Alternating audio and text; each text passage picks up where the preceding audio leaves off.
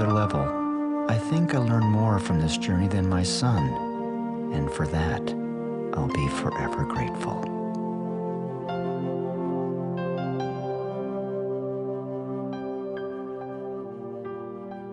For each of us eventually, whether we're ready or not, someday it will come to an end. There will be no more sunrises, no minutes, hours, or days.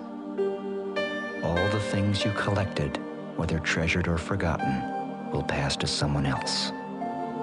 Your wealth, fame, and temporal power will shrivel to irrelevance.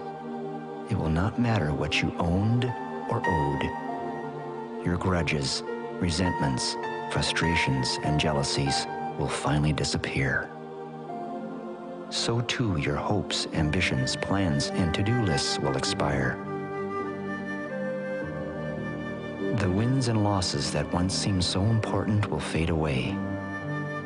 It won't matter where you came from or on what side of the tracks you lived at the end. It won't matter if you're beautiful or brilliant. Even your gender and skin color will be irrelevant. So what will matter? How will the value of your days be measured? What will matter is not what you bought, but what you built. Not what you got, but what you gave. What will matter is not your success, but your significance. What will matter is not what you learned, but what you taught. What will matter is every act of integrity, compassion, courage, or sacrifice that enriched, empowered, or encouraged others to emulate your example. What will matter is not your competence, but your character.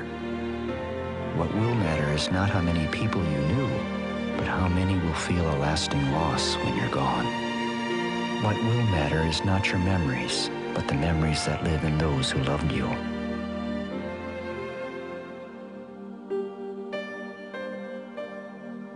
A life lived that matters is not of circumstance, but of choice.